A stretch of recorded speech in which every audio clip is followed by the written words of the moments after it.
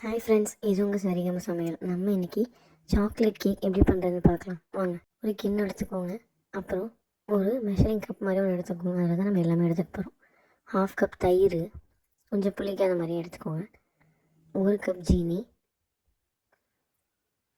அது ரெண்டையும் நல்லா விஸ்க வச்சு கலந்து விடுங்க. நல்லா பொறுமையாக ஜென்டிலாக கலந்து விடணும். இந்த அளவுக்கு கலந்து விட்டுக்கோங்க. இப்போ நம்ம ஓவனை ப்ரீ ஹீட் பண்ணிக்கலாம். அதை 180 டிகிரி செல்சியஸில் 10 நிமிஷத்துக்கு ப்ரீ ஹீட் பண்ணிக்கோங்க. பாருங்கள், ஆன் ஆகிடுச்சு. ஆனதுக்குள்ளே நம்ம இந்த வேலையை பார்த்துக்கலாம். 1/2 teaspoon baking soda, 1 teaspoon baking powder, 1 cup cocoa powder, 1 1/2 cup maida எல்லாத்தையும் போட்டுட்டு ஜென்டிலாக விஸ்க வச்சு நம்ம மிக்ஸ் பண்ணணும்.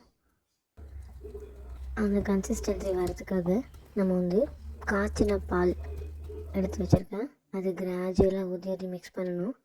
அது கூடவே 1/2 கப் குக்கிங் ஆயில் நான் சேர்த்துருக்கேன். நீங்கள் வெஜிடபிள் ஆயில், பட்டர், கீ எது வேணாலும் சேர்த்துக்கலாம். அதுக்கப்புறம் கொஞ்சம் கொஞ்சமாக காய்ச்சின பாலை ஊற்றி ஊற்றி ஊற்றி அந்த கன்சிஸ்டன்சி வர இருக்குது நம்ம மிக்ஸ் பண்ணிக்கணும்.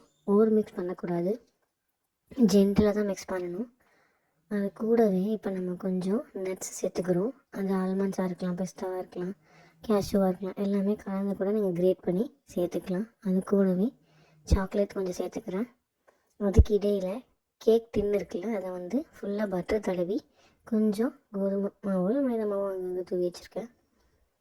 அது கூடவே திரும்பியும் பால் ஊற்றி இந்த கன்சிஸ்டன்சியை கரெக்ட் ஆக்கிக்கோங்க. நல்லா தெரிஞ்சுக்கோங்க ஃப்ரெண்ட்ஸ், ஓவர் மிக்ஸ் பண்ணக்கூடாது. நம்ம எல்லாத்தையுமே ரூம் டெம்பரேச்சரில் தான் வச்சுருக்கணும். எல்லா பொருளும் ஃப்ரிட்ஜ்லேயே இருந்தாலும் அதை நீங்கள் எடுத்து வெளில வச்சு ரூம் டெம்பரேச்சருக்கு மாற்றி தான் கேக் பண்ண ஸ்டார்ட் பண்ணணும். கண்ணாப்பினாலும் மிக்ஸ் பண்ணக்கூடாது, ஒரே இதில் மிக்ஸ் பண்ணுங்கள்.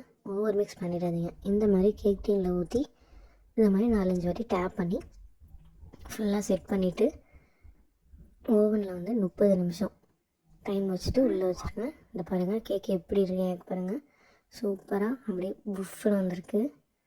வாங்க, இதை நம்ம கட் பண்ணிடலாம்.